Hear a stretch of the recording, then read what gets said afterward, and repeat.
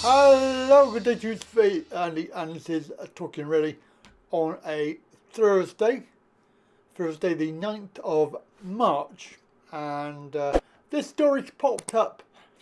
Suella Braverman has been in the news. New Home Secretary, I believe her role is. It's to do with immigration, the migrant crisis that they call it. It's not a crisis, it's a joke. They're letting anybody come in. They should be turning them away, take them back to France, or sink the boats. I know it sounds very harsh, but it's true. We don't need them. And of course the ones that are here are getting given everything. When, to be perfectly blunt, I find this very offensive. That my wife can't come here, and we have to pay if she wants to come here.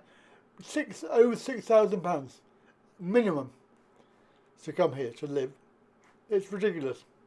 And they come here for free. Well, we know why they're coming here. Well, we do know why they're coming here if we put one and one together. If you're looking at the long-term plan, the long-term goal of all of the agenda that we have with all of this, and you can see in the future at some point, when they lock down, and it will be because of climate change, when they lock you down in your house and you've got the 15-minute cities and all of that load of old tosh, you'll need somebody, I say somebody, to govern that, to be able to go out on the streets and to be telling people to go home, because I can see that they don't want people like our own police or our own military to do that, because I have a feeling that they wouldn't do it, especially if it gets violent, and it probably would. I don't know, can't be sure about that, but that would be the ultimate goal if you're going to defend yourself and somebody's trying to force you to go home. Either that or take you to a camp somewhere. We all know they've got camps they've made. Maybe they're going to whip you off the streets if you don't abide by their rules. And of course this is all part of the plan, I reckon, because the migrants that we know are young, fit men. They're no women or children.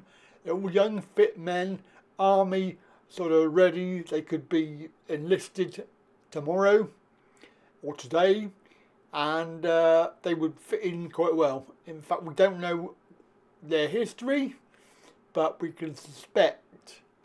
And of course, when you put one of them together, it's very easy to get two, especially with the knowledge that we have. So why is she ending the five-star hotels for migrants? Moving them to army bases. That's suspicious. Army bases for our army. Interesting. So, are these migrants actually undercover military? Are they UN troops by another name? Are they being brought here for the future plan? And the future plan will be to stop us normal people from behaving in a normal way that we would do and ignoring the lockdown they will bring in. They are going to try it. I suspect they will try it, and they will have to do it soon because they're running out of time. I mean, from the number of comments on these posts and tweets, it's becoming plainly obvious that a lot of people are not falling for it anymore. And of course, when we have the Matt Hand job thing, WhatsApp, coming out every day with more shit that he said, and it's becoming more and more obvious that he is definitely involved in all of this, definitely culpable, and definitely should be on trial. Anybody, including his lawyer, his lawyer, they can all take a long walk off a short pier because they're not fooling anybody. It's all charade. Now, so we don't have any evidence of this, that they're moving them to army bases because going to be enforcing their draconian NWO sort of lockdown, but it is becoming pretty much obvious. How else are they going to enforce it? Because people will just tell our lot to sort off and carry on with what they're doing. There are too many people now saying they will ignore it. Well, if they ignore it, how are they going to enforce that? They're going to have to do something drastic.